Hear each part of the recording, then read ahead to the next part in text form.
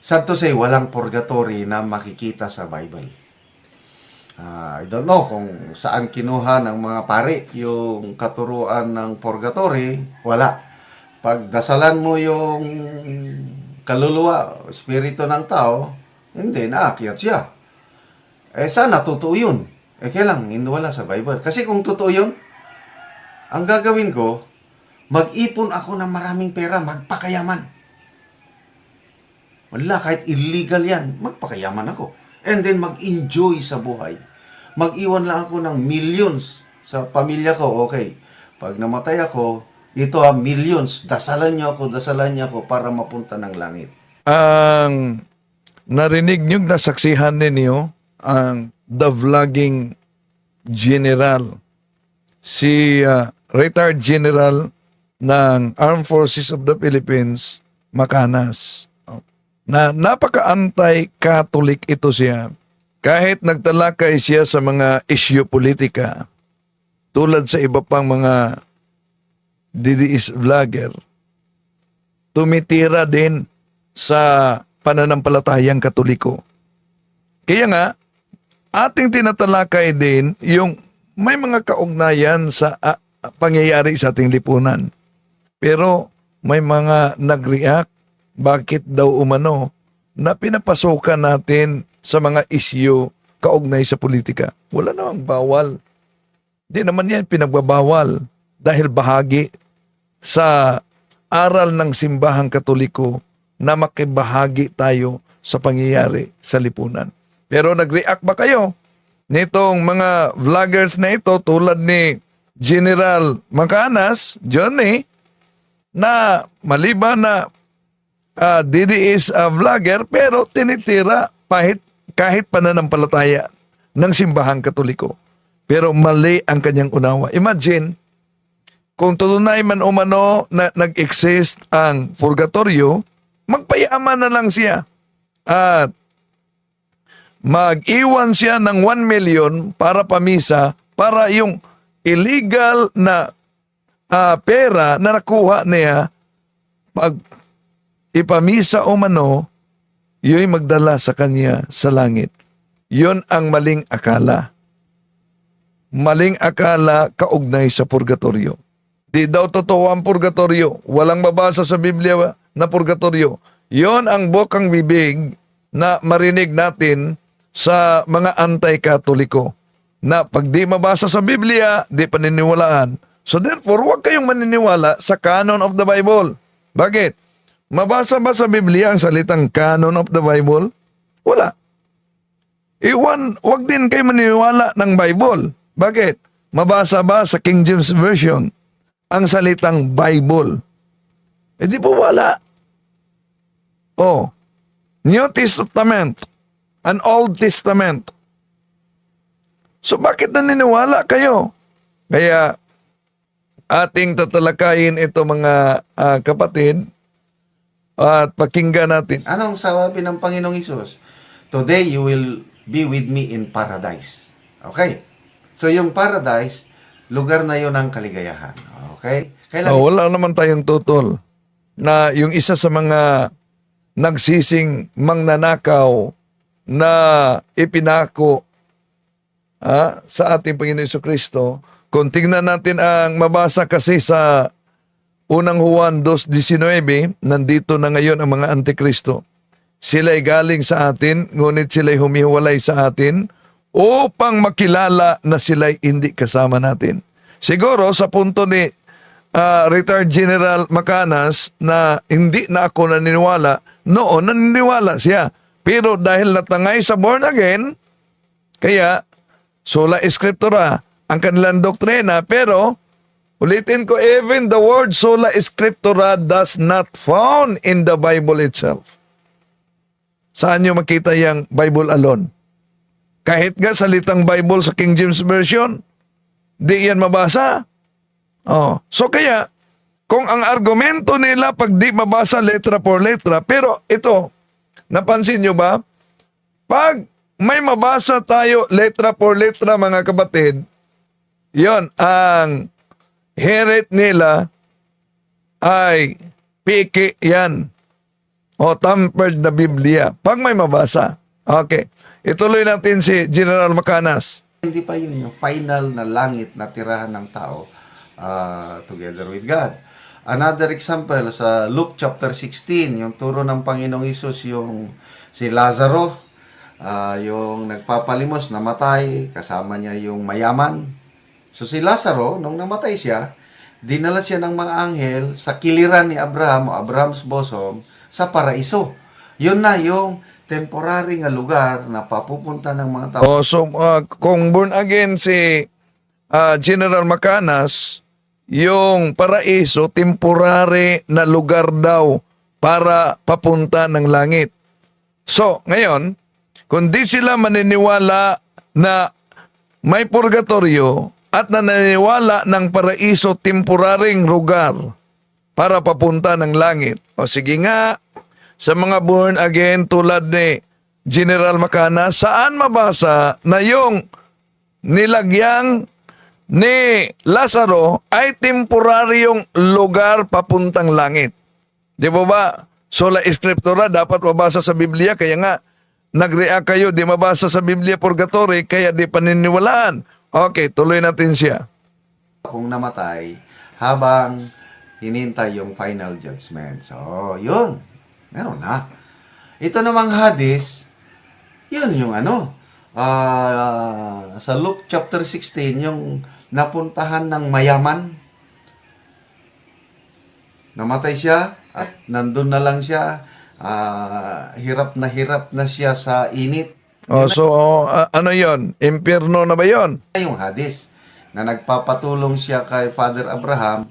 So, kung impyerno na yon, bakit may communication pa kay Abraham?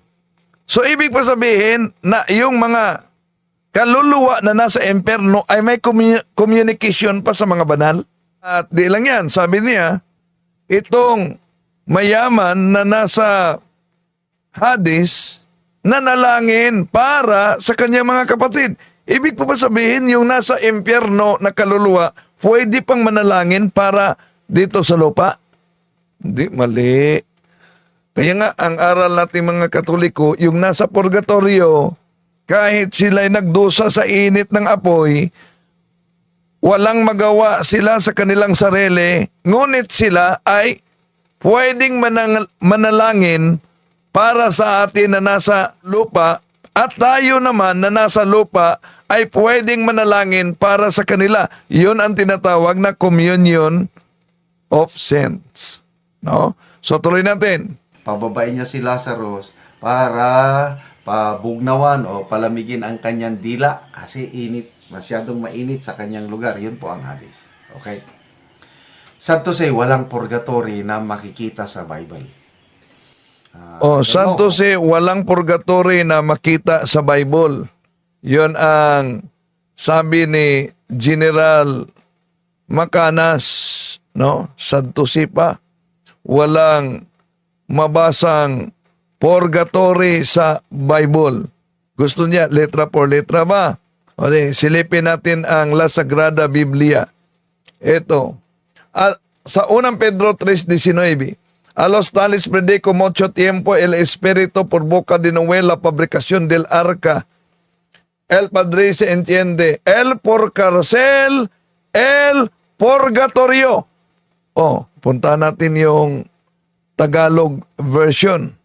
Pumunta siya sa mga kaluluwa na nakulong. Ito, mabasa natin sa 1 Peter 3:19. He preached to those souls which were detained in Hades. Yun ang mabasa natin. May kulungan ng mga kaluluwa. At ano yon sa Spanish Bible ang kulungan ng kaluluwa? Malinaw na sinasabi dito, a los tales predico mucho tiempo el Espíritu por boca de Noé la fabricación del arca. El Padre se entiende, el por cárcel, el purgatorio. Ang kulungan ng kaluluwa sa Biblia, sa Spanish, tinatawag na purgatorio. Ngayon, bakit pumunta ang ating Panginoong Hesus doon sa kulungan ng kaluluwa na tinatawag na purgatorio. Unang Pedro 4:6. Ito mabasa natin. Ipinangaral din ang magandang salita sa mga patay upang bagamat sila'y nahusgahan ayon sa laman, gaya ng lahat na nasa laman, mabubuhay sila sa espiritu sa pamamagitan ng kapangyarihan ng Diyos. Okay.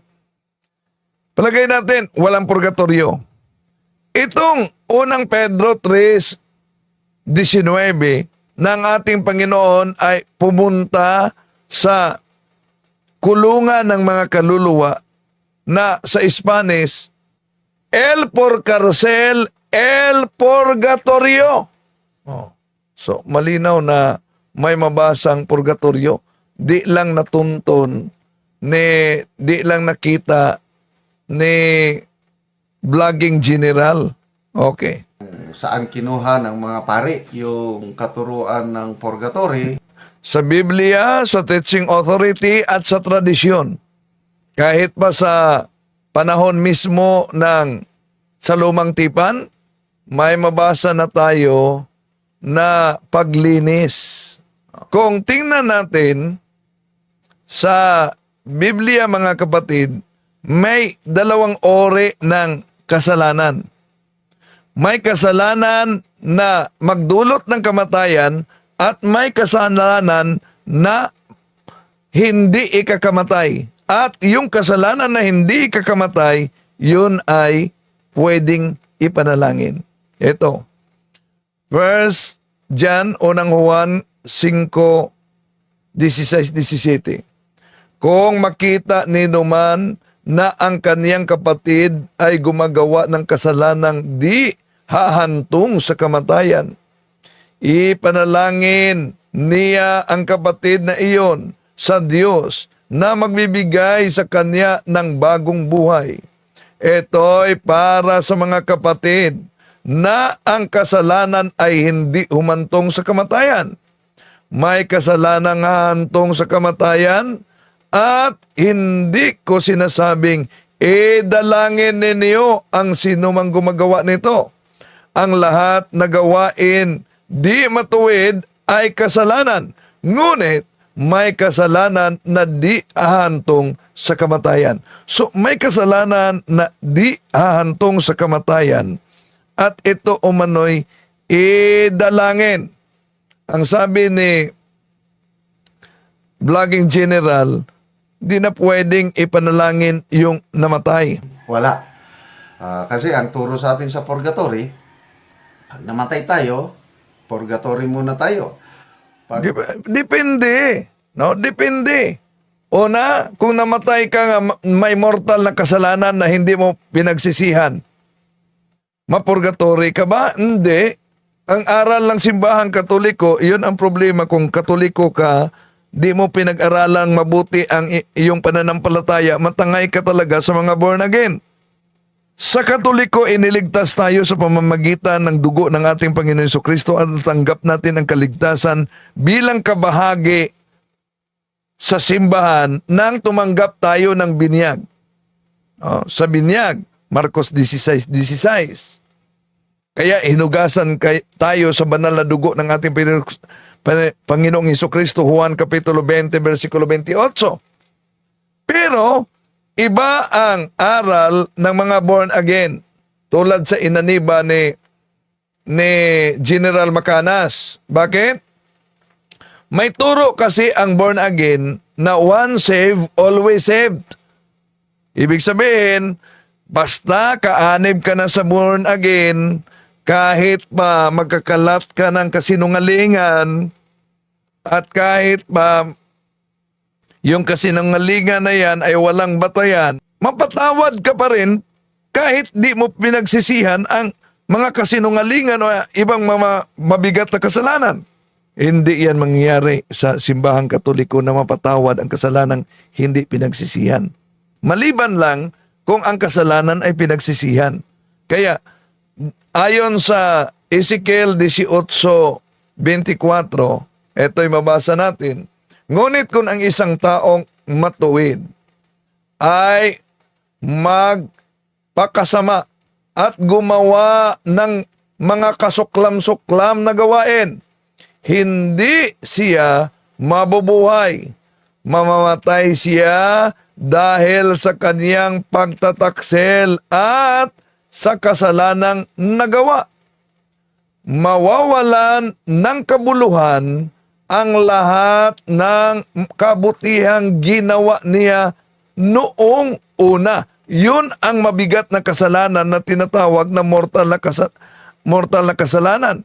Our good works can be meritorious only in the eyes of God if we are in the state of grace.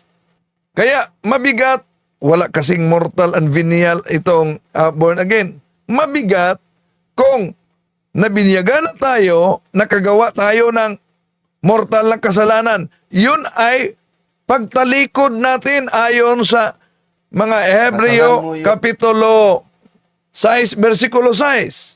Kapag sila'y tumatalikod, pagkatapos malasap ang lahat, hindi na sila maaari pang maakay sa pagsisisi at mapanumbalik sapagkat muli nilang ipinako sa cross at inilalantad sa kahihiyan ang anak ng Diyos.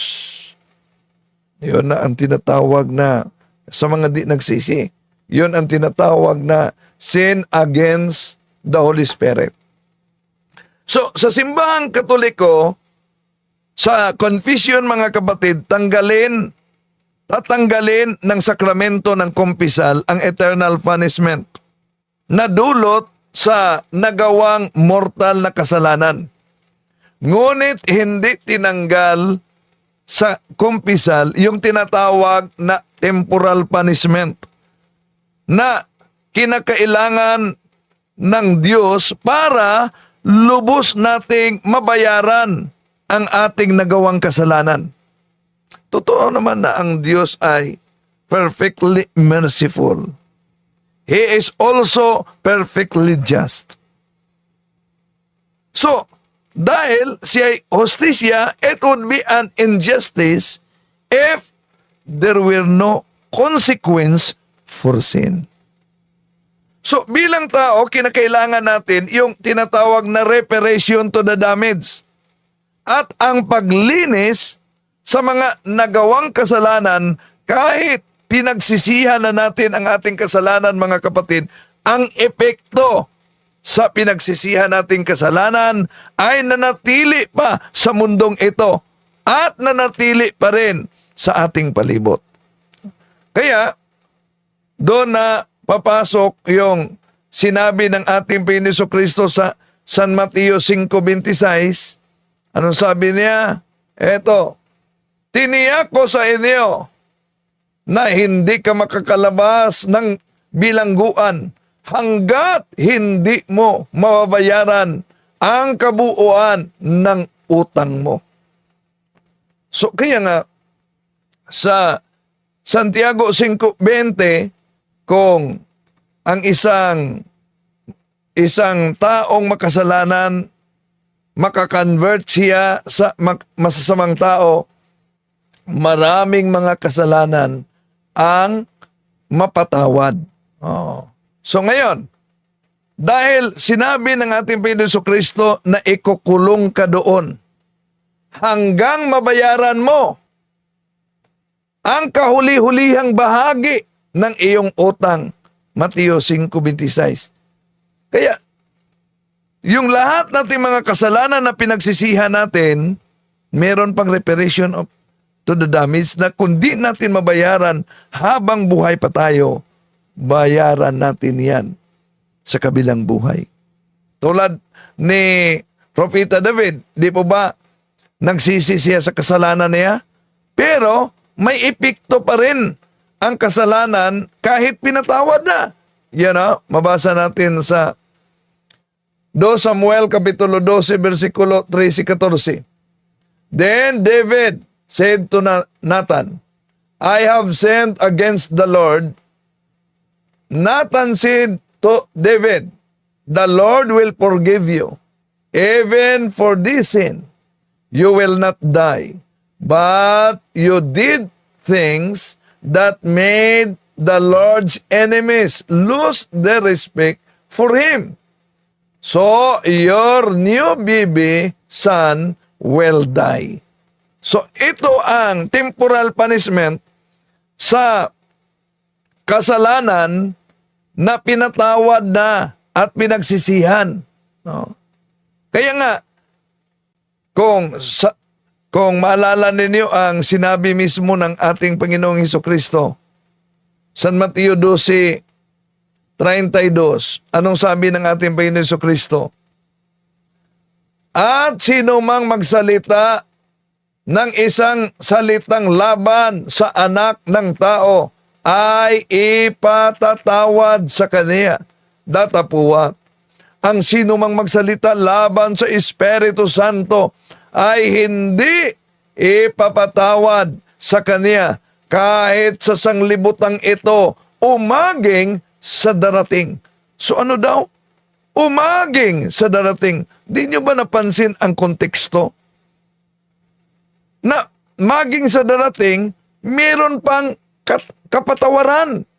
Maging sa darating, provided na yung kasalanan na yan ay pinagsisihan, pero alaman naman natin yung paraiso ay perfect place na sinabi ni General Macanas. So walang sino man sa Pahayag Kapitulo 21-27 na makapasok sa langit kahit ang sino mang may maliit na kasalanan. Imagine kahit maliit na kasalanan, di makapasok sa langit. Kapag walang tinatawag na purgatorio, hindi anong resulta? Lahat na kaluluwa, barbecue. Ito, pakita natin. Anong sinabi sa unang Pedro 3:18-19? Sapagkat si Kristo ay walang kasalanan, ay namatay ng minsan para sa inyo, na mga makasalanan upang iharap kayo sa Diyos. Siya ay pinatay sa laman at muling nabuhay sa Espiritu. Sa kalagayang ito, nagpunta siya at nangaral sa mga espiritong nakabilanggo. Sila ang mga espiritong ayaw sumunod noong matiyagang naghihintay ang Diyos ng panahon ni Noe, habang ginagawa dito ang daong, doon ay iilang tao, 8 lamang ang nakaligtas sa tubig. So ngayon, may kulungan ng mga espiritu. At nabasa natin gamit ang Spanish Bible, a los tales predico mucho tiempo el espíritu por boca de Noé, la fabricación del arca, el padre se entiende, el por cárcel, el purgatorio. Sabi ni General Macanas na nagiging born again, Kung kaluluwa, espiritu ng tao, hindi, naakyat siya. Sana totoo yun. Kailang, hindi wala sa Bible. Kasi kung totoo yun, ang gagawin ko, mag-ipon ako ng maraming pera, magpakayaman. Wala, kahit illegal yan, magpakayaman ako. And then mag-enjoy sa buhay. Mag-iwan lang ako ng millions sa pamilya ko, okay. Pag namatay ako, dito millions, dasalan niyo ako para mapunta ng langit. mali yan, no? Una, kahit pa ilang milyon pa ang iniwan mo, kung yung illegal na pera na nakuha mo, di mo pinagsisihan, sa aral ng simbahang Katoliko, diretso talaga sa impyerno pag may mortal na kasalanan. Ang purgatorio ay para sa mga tao na ang kasalanang mortal ay pinagsisihan, ngunit di pa lubos na pabayaran yung tinatawag na temporal punishment. Meron bang mabasa sa Biblia? Sabi niya, walang mabasa sa Biblia na ang kaluluwa umano ay ipanalangin. But ang turo po ng Bible, hindi ganun. Oh, wala daw.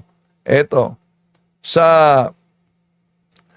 ikalawang Makabyo, Kapitulo 12, 44-42, kung hindi siya umaasa na ang mga patay ay muling mabubuhay, magiging kahangalan lamang na ipanalangin pa ang mga namatay na.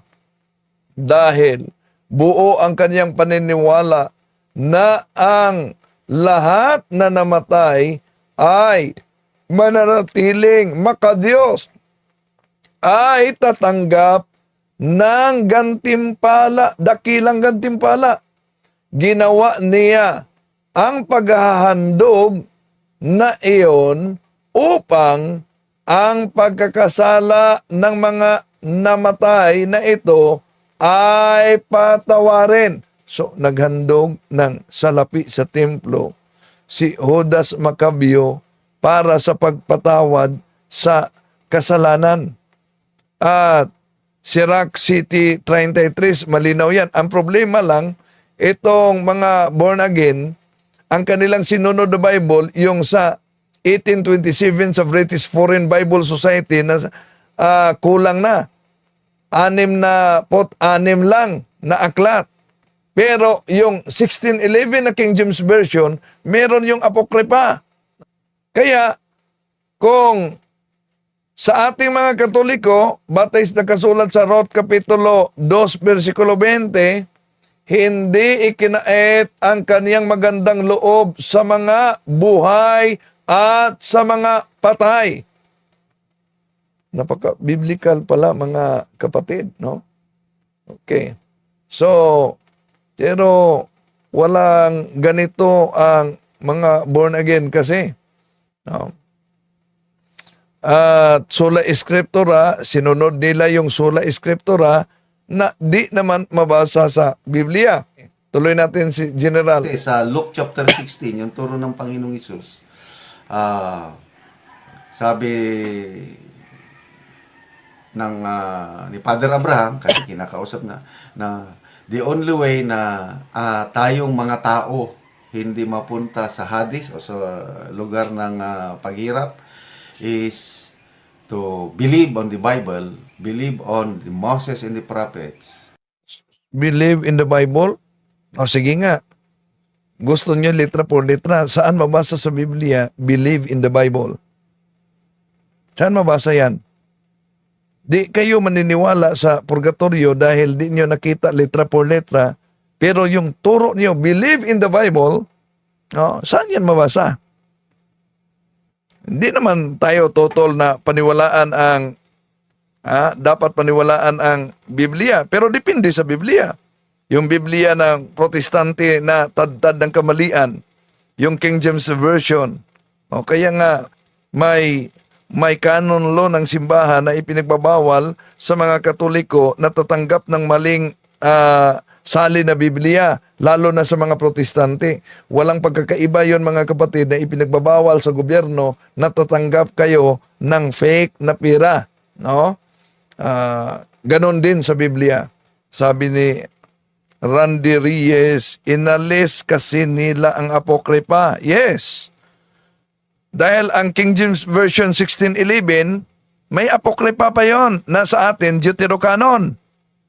Pero, sa Biblia nila na lumabas sa 1827 sa British Foreign Bible Society, yon inalis na nila. Sa Latin at Spanish Bible, mabasa ang purgatorio. Totoo, may Latin ako na mabasa ang purgatorio.